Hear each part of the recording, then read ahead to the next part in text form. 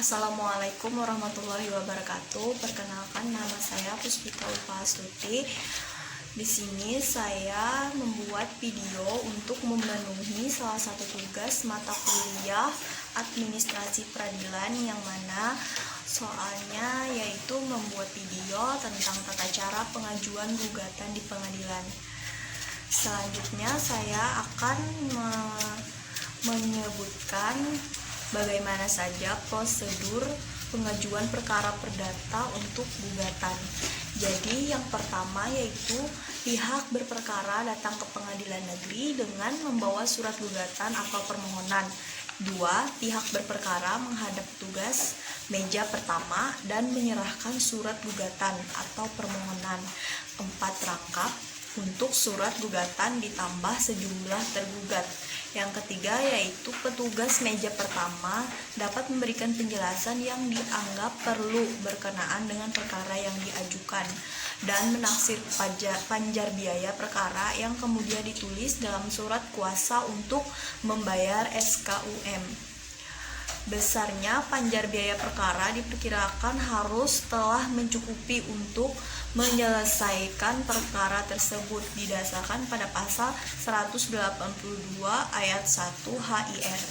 Dengan catatan yang pertama, bagi yang tidak mampu dapat diizinkan berperkara secara prodeo atau cuma-cuma. Ketidakmampuan tersebut dibuktikan dengan melampirkan surat keterangan dari lurah atau kepala desa setempat yang dilegalisir oleh camat. 2. Yaitu bagi yang tidak mampu, maka panjar biaya perkara ditaksir 0,0 rupiah dan ditulis dalam surat kuasa untuk membayar atau SKUM didasarkan pasal 287 sampai 245 HIR. Yang ketiga, dalam tingkat pertama, para pihak yang tidak mampu atau berperkara secara prodeo. Perkara secara prodeo ini ditulis dalam surat gugatan atau permohonan bersama-sama menjadi satu dengan gugatan perkara.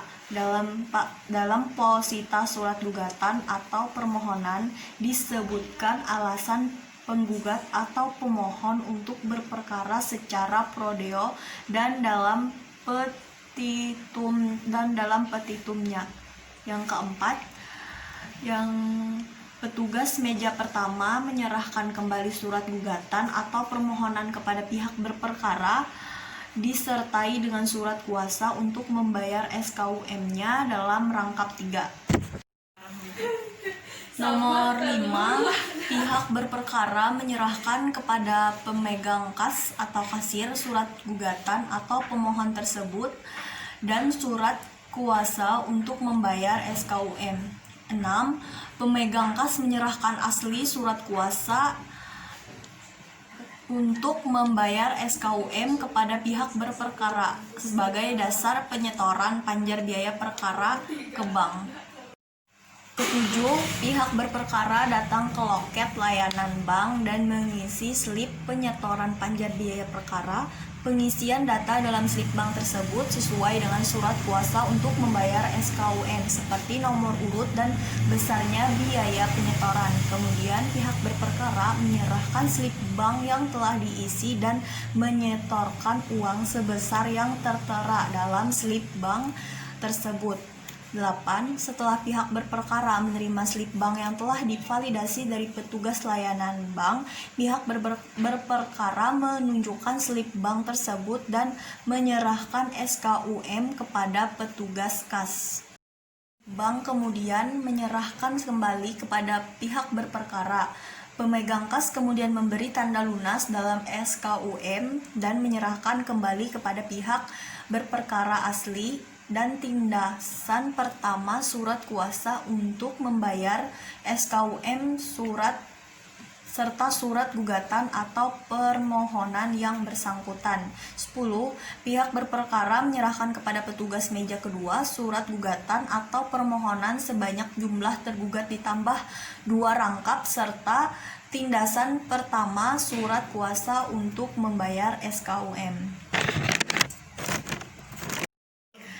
11. Petugas meja kedua mendaftar atau mencatat surat gugatan atau permohonan dalam register bersangkutan serta memberi nomor register pada surat gugatan atau permohonan tersebut yang diambil dari nomor pendaftar yang diberikan oleh pemegang kas. Dan yang terakhir yaitu petugas meja kedua menyerahkan kembali satu rangkap surat gugatan atau permohonan yang telah diberi nomor register kepada pihak yang berperkara.